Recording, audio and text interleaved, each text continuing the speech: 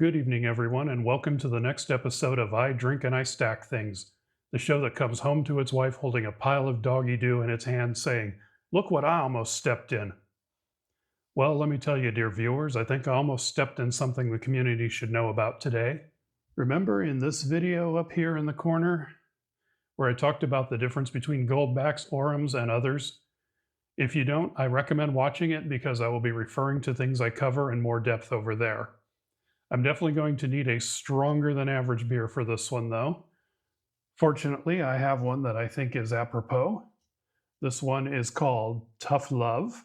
It is made by the Crux Fermentation Project in Bend, Oregon. Let me show you the label here on the back. It has a story behind it, so you can go ahead and pause it if you want to read it. But it mostly says that this has been banished to Kentucky bourbon barrels. The key part of the story is at the bottom where it says you can age it in your cellar for a year or 3. Ain't nobody got time for that.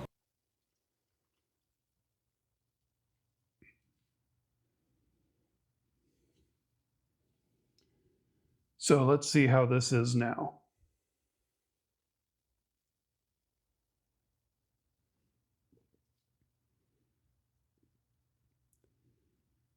Okay, this is a very strong beer. In terms of beer strength, 9 out of 10, I would give it a 9.5. It's reminiscent of beers like Old Viscosity. You can definitely taste the barrel aging in it. It has 70 IBU, which means it is officially bitterer than an IPA, but as I talked about last week, bitterness for something like this is going to be cut with the malt versus something like an IPA, which is going to be a different sort of bitterness to it. Now, if you are used to things like Guinness, this is going to probably be overwhelming to you, and especially at 14% alcohol by volume, this will definitely knock you on your keister if you're not prepared for it. Also, as you saw, I was able to pour it pretty hard. I wish there was some sort of website that would tell you how to pour beers properly. Now on to the main topic at hand. Have you ever come across something stacking related on eBay that just got your spider senses tingling? Let me know in the comments if you have. Well, here's what happened to me just today. While perusing eBay to get an average price for Orem notes, I happened across an auction for something I had heard about before but had not seen for sale. The exact listing title is as follows: 5 Dragon Uncirculated 24-karat Goldback, 999 leaf note, 1/200th troy ounce, pre-order March 29th, 26. Could this be some neat new Goldback product I haven't heard of, or some Orem collectible to add to my fractional stack? Well, on closer inspection, no. Note that Goldback is 2 separate words here. The seller is questionable, but is also auctioning some legitimate products, including real Goldbacks, though at higher prices than I'm comfortable paying. Crucially, however, they are the only seller offering these items. The seller is located in Chicago, which will become relevant in a moment. But let's dig a little deeper. On one of their listings, they showed this picture. I blurred out the QR code, but I was curious where the QR code led, so I scanned it, and it took me to a site called blkpacks.fun, which is likely the origin of these so-called Goldback notes. A few things to note about the website: it seems much more geared around playable collectibles in blind packs and has a vibe that's more like NFTs, or at least NFT adjacent with a physical component. They also do not mention anything on their website about these items having any gold or silver content to them. They don't talk about their manufacturing process at all or their chain of custody for their metals. The website currently only shows 3 products in their silver series, but this same seller is listing all 3 of these products on eBay as well. However, on their About page, it lists an address for their business: 205 North Michigan Avenue, Suite 810, Chicago, Illinois. That's this building here. As you can see, it's a standard multi-tenant office tower with dozens, if not hundreds, of businesses in it. Now, I'm nowhere near Chicago and I don't have Nick Shirley money, so I'm not about to go knocking on their door, but I suspect it's at most an office without much going on, but at worst it could be a virtual rental that they bought online and never even showed up to the building in person. So what are some of the other red flags of these listings? First of all, this listing is a pre-order, so no product in hand. These went up months ago with a distant ship date, and there's still zero unboxings, no buyer photos, no reviews of received items online, no one on Reddit's talking about it, no YouTube, nothing. Second of all, the pictures for the gold ones are just AI renderings. I will also note that there is no Aurum logo. If you want a refresher on that, you can click up here. But the condensed version is that Valorum is currently the only company that produces gold notes with specific, verified amounts of gold in them. Every product they release, whether it's Goldbacks or Aurum notes or even official currency for African countries, it will say Aurum on it somewhere. These notes don't say that. They don't say Goldback on them, which means at best, this is not the final stage of their design, and at worst means they're made by some other company and there's no chain of authenticity and no chain of custody for the metal either. And there's that slabbed one I showed you earlier. Remember this one? It says NPGS around the outside of the envelope, and it looks like the note is graded. Now, NPGS is, as best I can tell, a legitimate numismatic grader based out of China. They are relatively new, and they don't have anywhere near the reputation of PCGS or NGC when it comes to grading, but I don't see any direct evidence of fraud on their part in this case. What I do see in this photo is a seam, right here, and another one there. And what that means is anyone can freely take the note out, put something else in. Same with the grading slip. There's also the matter of this grading slip saying 10 gem UNC. That is not a standard grading term. Most grading companies, including NPGS as far as I can tell, use the Sheldon scale, which is 0 to 70. And a 10 on that scale would be in terrible condition. So this essentially is just a fancy currency sleeve. And I think the NPGS edge is just a forgery to make it look more authentic or something. This seems like it's designed to deceive people into thinking their note was professionally graded when it was in fact not.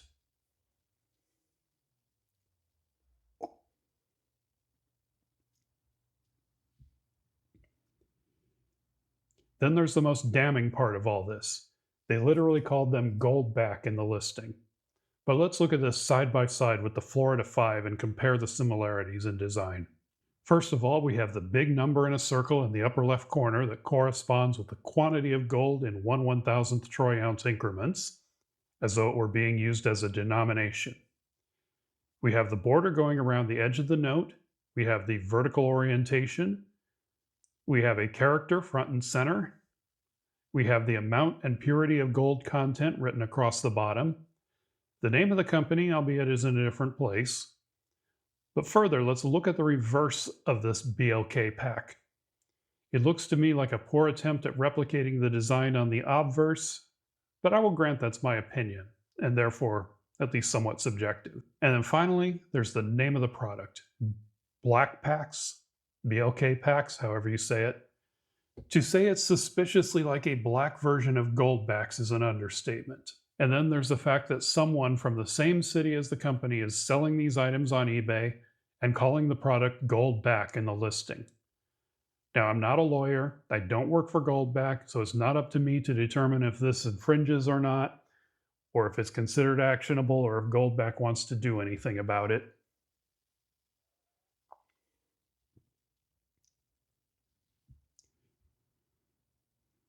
That is entirely their call. Now, the next part I'm going to mention here, this is pure speculation on my part, so I could be proven wrong on it. But what I think is going on here is that some opportunist stumbled upon Goldbacks and decided they wanted to make a copycat version of it. They had AI whip up some designs for them and posted the eBay ads. Now, since the seller is US based, they'd be really foolish not to ship anything through eBay. They may have contracted out to a company like Alibaba. I found this ad in about 30 seconds of searching, that sells custom gold foil notes and probably doesn't question what the design is beyond obvious counterfeiting. That's like you can't just give them a $20 bill and say make a copy of this. But for something like a Goldback, they're not going to be familiar with it, so they're not going to question the design choices. The seller uses the two-word term Goldback in the listing to create that association, but with some plausible deniability, especially considering that other listings of theirs include real Goldbacks. So if you don't know any better, you might see one of these for sale when you're looking for Goldbacks or some other collectible. See the new design and place an order. One highly plausible scenario down the road, you pay $350 for what you think is a Goldback. You look into Goldback's reputation, you see videos where people melt them down and recover the gold, so you buy this one thinking it's a real Goldback, you frame it, you throw it in a safe place, and you sit on it. Maybe you hand it down to your kids or even your grandkids. Then comes the day where gold hits some astronomical number and they take it to their local coin or pawn shop to sell it. Gold is trading at $25,000 an ounce, so surely this thing should be worth at least $1,000. The pawn shop looks at it and tells them there's barely $1 worth of gold in here, and what there is not recoverable. Out of sheer pity, the pawn shop owner offers you $10 for it. By now, the company that sold it to you is long gone. You have no legal recourse. You're out $350.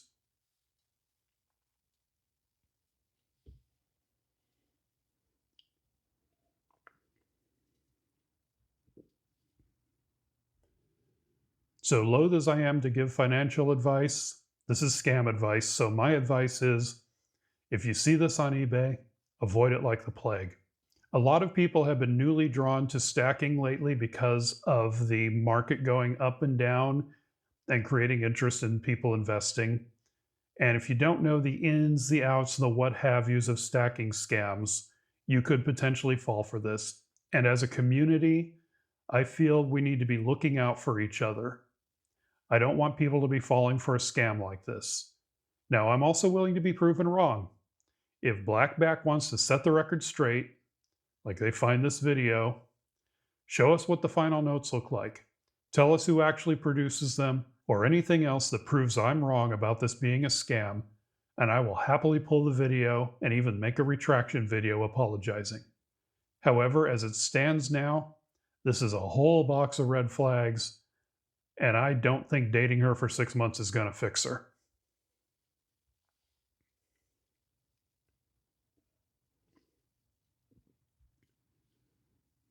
Anyway, that's all I got for you. If anyone happens across this video and you actually have one of these, please let me know in the comments. I would love to know more about it. Well, not $350, love it, but you get what I mean. In the meantime, it's time to finish my beer that I've been sipping away at all this time. So cheers to you, and keep on stacking.